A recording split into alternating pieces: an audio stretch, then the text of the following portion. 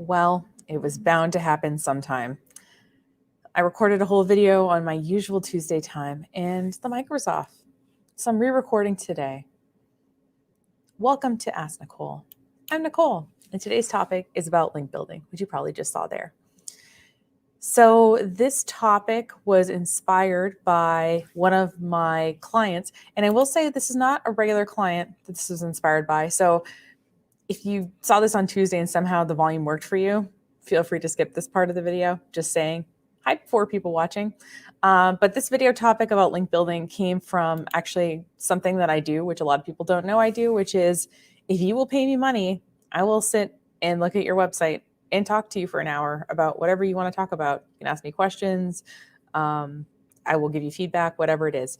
And so this person came to me and said, I have been hiring SEO people for the last 2 years. I've spent thousands of dollars. How did they do? And one of the areas when I was kind of researching ahead of our meeting is I saw that she had 10 links coming into her website total. And that just really put a bee in my bonnet, let me tell you, because, when people pay for something, I think they should get it. And part of an SEO strategy, I think, should be building links coming into your website. So what do I mean by links coming into your website? Well, let me just show you a couple of ways that you can tell basically what websites are linking to you. Actually, all of which are free, but some of which, one of which I think is a little bit superior. So I'm going to go ahead and share my screen. So the first way that you can do this is you can simply go to Google, type in link : and then your website name. Now, these are all links going to that domain. So if I'm interlinking, so like if there is a gift MDI post linking to another gift MDI post, it will show up here. But as you see here, this says about 16,300 results, according to Google. So these are links coming into the website, whether they're linking from other pages or whether they're linking from other domains. So you can always get to this information. Now, the reason I'm doing gift MDI as my sample today is because, so my marketing website is 14 years old. It has 1,500 blog posts on it. I don't think it's like a really fair or normal site to look at. So this Gift MDI is one of our e-commerce sites.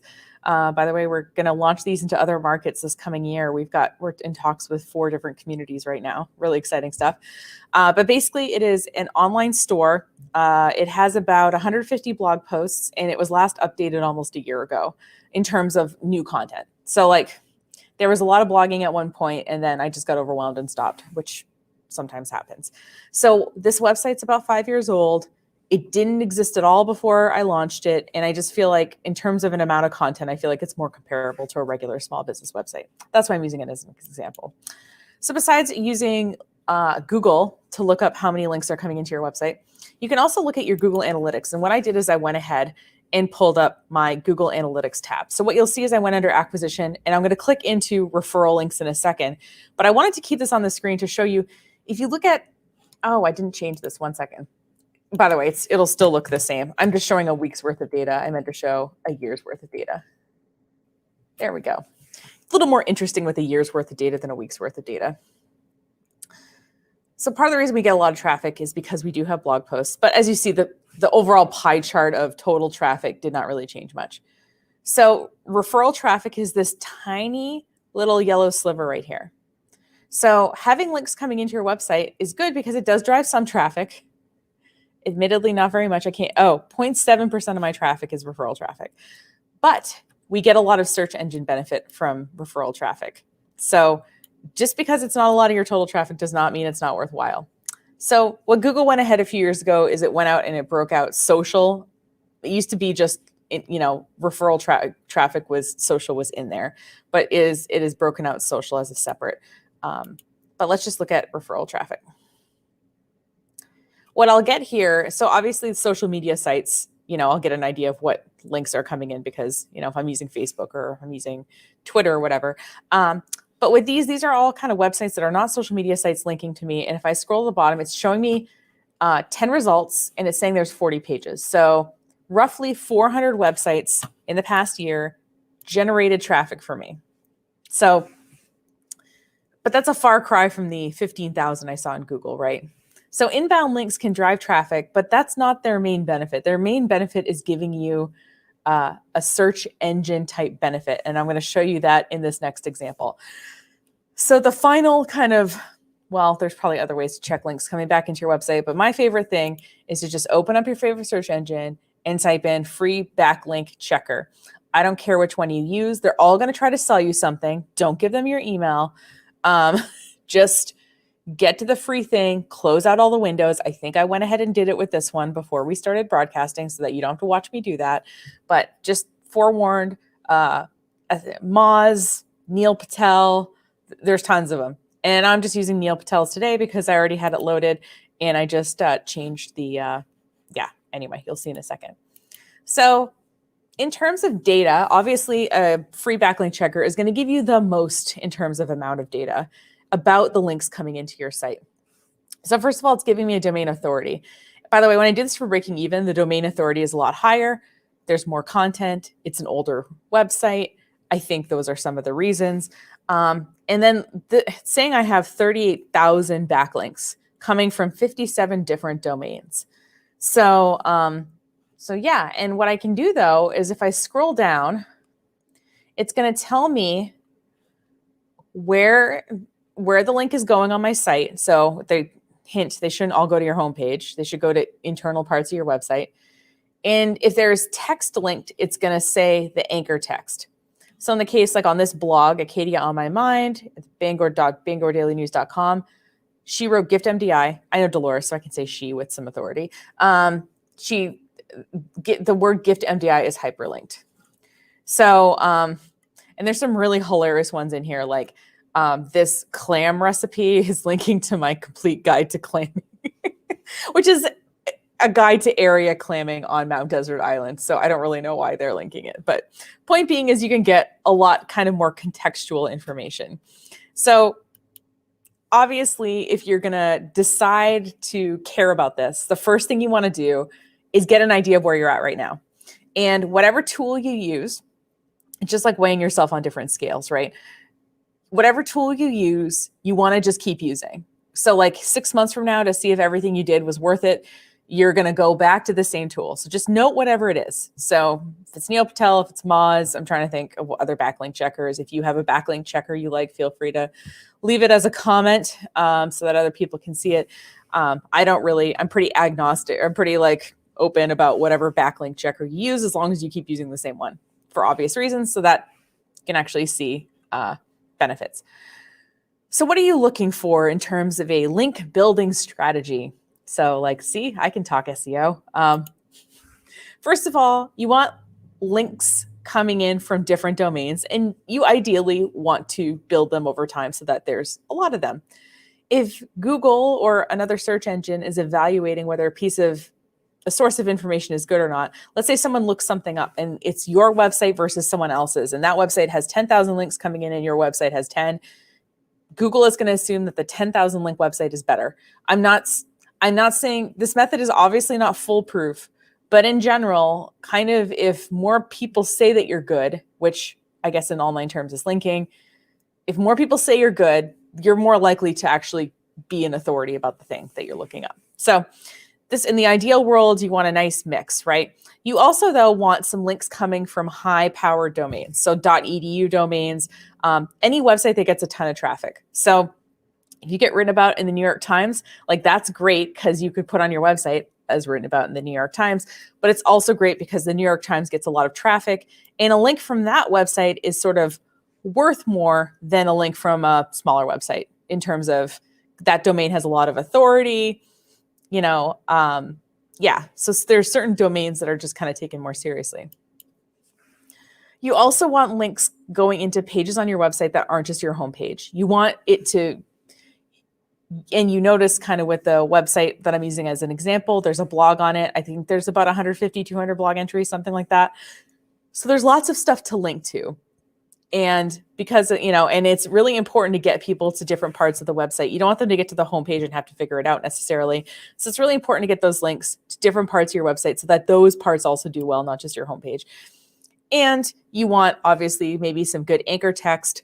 So if all these people are linking to you and they all say that you know everything about cutting your hair at home, you're going to be seen online as an authority for that, because that text is being linked and it's going to your website. So that's like, those are like in the ideal world, like all these things are going for you. But obviously you can want all that, but what you really need is stuff worth linking to. Now, this is why a lot of people have blogs. Most people are not like super passionate about writing. Like I guess one of my strengths, I think, I'm not great at everything, but one of my strengths is I'm really good at content development. So thinking about ideas for different content and like building a really kind of unique place for people to get information. So you obviously want to, have some information on your site. It doesn't have to be a blog. You can have, a static page about how to do something or something like that, but you have to have stuff worth linking to. Most people are not going to go on Facebook and say, wow, like, here's this really great business. I mean, they might if they've just bought a product and they're super happy, but if you do a whole tutorial about why you should throw out all your makeup brushes and just buy this one brush, and it's like really interesting and compelling, well, that's something a lot more interesting to link to. Yeah, you're trying to sell them the brush probably, but the content itself is not inherently that. So, think about kind of what stuff on your website is worth linking to, and ask yourself, if this wasn't my business, would I link to it? And if the answer is no, you have to just take steps to think about like what you want to do to get linked up. Okay. So you've been watching this. You're like, yes, Nicole, I get why links are important. I get that they build search engine authority. I get that they can drive a little bit of traffic, which is fine. It's not like you're going to turn down free traffic, but how do I get them? Don't worry. This video addresses that too. So the first thing, and I would say this is kind of a lighter strategy. I wouldn't like do this to hundreds of pages or anything, but to just kind of get your name out there, to dip your toe in the water, if you will. You're going to leave some helpful comments on some blogs that are ideally sort of related to what you sell or what you do. And you can also, after you've done this for a little bit to some blogs you respect and you see that they take guest posts, you can offer to do what's called a guest post on a website. So let me just show you like examples of that, because that's probably helpful. So the first thing is that a lot of blogs run on software called WordPress. It's what my site runs on. And it's 25% of websites online or 30% run off of this open source software. So a lot of blogs run on WordPress. And what you can do if you want to just be able to comment and just have your comment like look nice and maybe have a link to your website built into the comment you leave, you can create what's called a gravatar, which is a globally recognized avatar. And it's totally free to do. And if you've ever gone to a website and thought, why is that person's comment pretty and that other person's comment not pretty? That's why they have gravatar. And you can totally do this. And like I said, please don't like just go to a website and be like, nice post, bro. But like, kind of add to the conversation, because what happens is the person who maintains the site is going to see you do that a couple of times. And then when you approach them to write a guest post, by the way, I get like 10 emails a week of people who want to send me guest posts. And they're like, I love your blog. I'm like, I've never heard of you. I've never seen you comment on this, whatever. Like they're completely unknown to me. But at least if they'd been leaving comments and then asked me, I'd at least have the conversation. So an example of a guest post, this is one I did last year, almost a year ago, crazy. And kind of before, I actually wrote this before everything blew up too. So that's even funnier. But so this is a website of people who like design websites or whatever. And she was looking for a blog post about, she wanted kind of more marketing content. So I said, okay, I can write this guest post. So most people who maintain blogs or websites have some criteria for it. So it's not like you write this, 10,000 word dissertation and then shop it around everywhere. It's that you talk to them, you look at what kind of content they want and you draft something up. I think this is 500 or 600 words or something. So in their case, they wanted me to draft it in Google Docs. They were going to lightly edit it and post it to the website. So I didn't even have to post it. But sometimes the author will give you, will let you just post it yourself, depending. But and as you see here, I got a little tiny author credit. It's usually on the top or bottom. Sometimes it includes your photo, sometimes it doesn't. And I get a little link back to my website. So that's why you offer to do it, and it was really nice. They, she was like, oh, we're going to promote it on our social media and we're going to, put it in our newsletter and stuff. And I was like, you know what, that's like nice and great. And I really appreciate that. And, I did get a couple of consults from it, but the main reason I did it though, was for the backlink, the link coming back to my site, building authority. So obviously you can't just do this all the time. It takes a long time to like build relationships and write articles, but maybe your goal is that you want to do one of these a month. And what you're going to do is, follow 12-ish blogs, right? One month. You're going to follow 12-ish blogs and be leaving comments and building a relationship with those people that are in a related industry, or, ideally somebody you want to build a relationship with. So yeah, that's one way to get links back to your website. And again, to me, like going around and just leaving comments everywhere, like it's super spammy. You want to do it sparingly. Yes, you do get the benefit of leaving the backlink, but not at the expense, obviously, of the personal relationship. So yeah, please, what I'm saying is do this one sparingly and do it as a start to kind of get comfortable with the idea of like how these sort of things work. The second thing is obviously social media. What's really funny is when I first started blogging 14 years ago, it's been a while. If you want a good laugh, by the way, just go all the way into my archives. I have my first blog post on there from 2007. It is cringe, but it is still there and you can read it. But back when I started blogging, there was like not really social media. So getting traffic to the website was like kind of interesting. You did all this like interesting stuff to like get people to come to your website. But now we have all these tools to like drive traffic. And I will say, and I meant to also put LinkedIn in here. So for me, in terms of driving traffic, the 3 kind of sleeper cells, I know that Facebook or whatever, yes, Facebook, you can leave links to stuff. Instagram, you can't really leave links to stuff easily, but you can put a link in your bio and you can make a link tree that links to your different blog posts, whatever. But for me, the social media, Pinterest has been really good. Reddit has been really good. And LinkedIn has been really good. In terms of driving actual traffic to my website, it was surprising. So how do you even tell, right, when you're driving traffic to? So I just pulled up my Pinterest analytics just for fun. I've mostly Reddited and LinkedIn with my marketing company and not my example gift MDI thing that I'm taking you through today. So that's why I figured I'd just show Pinterest. So what I did with Pinterest is, and I did this years ago, by the way, is I made a board called Bar Harbor, or actually, wait, I think I have it opened in this tab. Look at me. So I made this board and I haven't touched this in years. I know I'm a terrible person. I know what I'm supposed to be doing. I just honestly run out of time. So what I do is, for example, for each one of these, I just made these little things in Canva.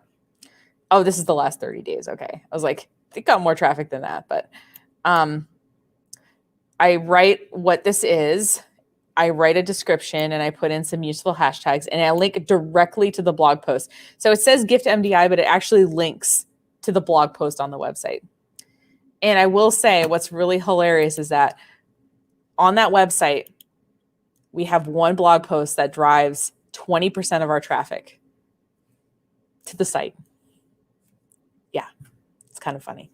So, so if you hit it right, and it was total clickbaity thing that I wrote. I'll just tell you the quick story. So on Mount Desert Island, which is in Maine, which is the place that I lived for 13 years and still go back to on occasion to run my business, there is this mountain called Cadillac Mountain. Everybody goes to the top of it to watch the sunrise. Now, the problem is when you have 14 million people that visit every single summer and everybody wants to go to the top of the mountain at sunrise, there's only a certain amount of place at the top of the mountain. So it's really not relaxing to sit in gridlock traffic at 3 a.m. so that you can serenely watch the sunrise. So I thought, you know what? Let's divert some traffic. Let's help people out. And I'm going to say like 5 places I like to watch the sunrise, like that aren't crowded, but that are super nice.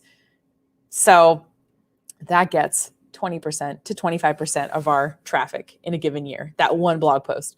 But once they're on the site, they might buy something, which they have before. So point being is you want to use social media to drive traffic by linking not just to your homepage all the time, by adding some context with a caption or some hashtags. Because if you just put a link on Facebook, like people just like, they don't know, like they need some context, This is a really great event that happens every August. I'm definitely going this year. Link. Way more helpful than just a link to a random festival. So anyway, if you're going to use social media, just, do that. And also know that the benefits last over time. So I started doing this Pinterest thing like years ago. It still drives traffic to the website. It's still working, even though I kind of like, you do some work up front and then you benefit from it going forward. Ideally, you maintain the momentum, but you're not going to work as hard as you work at first to build those first few links. The first year, because I really tracked this, and I didn't really know what I was doing when I started my marketing company. I was just like throwing spaghetti at the wall and trying a lot of stuff. This was 13 years ago, after all. I mean, this is a long time ago. But with this website, 5 years ago, I was like, okay, so the first year I, tried to build authority and whatever, and I had 3,000 inbound links. The next year I had 8,000. The next year I had 20,000. So I guess I'm telling you this so that you see that it will build momentum on its own at a certain point, but that you're going to, that first year I worked super hard for those 3,000. I worked less hard for the 8,000, and I worked even less hard for the 20,000 or something. But I could see it getting bigger, and you'll be able to too now that you're paying attention. The third thing you want to do is you want to fill out every possible business listing you can. So obviously, like Google has a business listing, Yahoo/Bing local. I think it's the same thing now. Yelp, TripAdvisor if you're in the hospitality industry, or you probably have industry specific directories as well. I was in a super boring meeting once. What those meetings that you go to, and then once you sit down, you're like, oh, that's what this is about. But you also can't be rude and leave. Maybe I should just be rude and leave. But I guess 6 years ago, Nicole did not feel like being rude and leaving. So I sat there and I thought, okay, what can I do while I sit here? And so I was getting in the process. I was opening an anchor space, my first location in Maine. And so I just started Googling co-working space directories. And I must have made 25 listings, all linking back to our website on the co-working directories. Now, what's really funny about that is that I wrote all this stuff down that I'd done this and I completely forgot about it. 3 years later, we actually got reservations from one of them. Someone's like, oh, I saw you on Liquid Space. I was like, what's that? And then I went and looked at my paper and it was like, oh, right. So I just want to show you guys really quick what that, even in the off season, okay, because Maine right now, a lot of people go to Maine in the summer. Not many people go to Maine in the winter, at least on the coast anyway. So what I did is I just pulled up my Google My Business stats for this website. Now, one of the things that you can, when you fill out your profile, is you can have a link to your website. And this is this month, 11 clicks to 10 visits to the website. One person requested directions. Okay. I don't know. Maybe someone wanted to come stalk me. I don't know. And I can see how many phone calls we got. Anyway, thankfully not many people call me. Why is it not covering the whole island? That's random. Okay. But I see that my business appeared in 2,000 searches. So only a small percentage of that, these people were directly looking for me. And these people these people in blue happened to see me. People in green happened to be looking for me. So,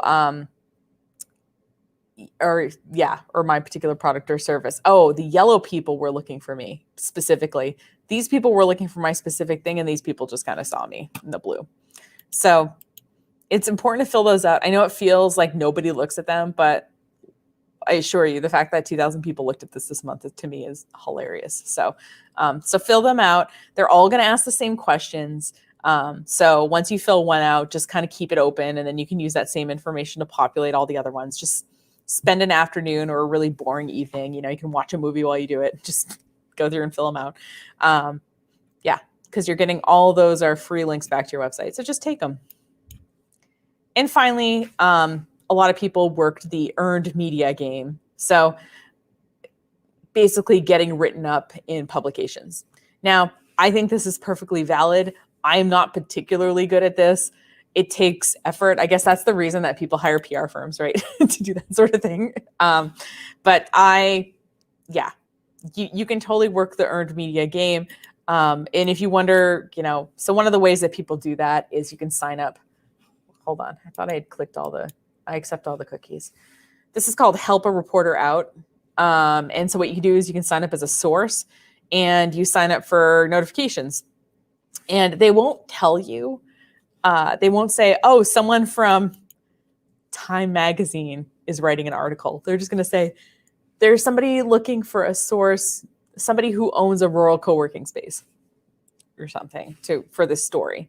And you don't know what it is until you do the interview or whatever. And there's obviously no guarantee that you're going to get in. I spent 45 minutes with the Wall Street Journal a few years ago and Bupkis, so it depends.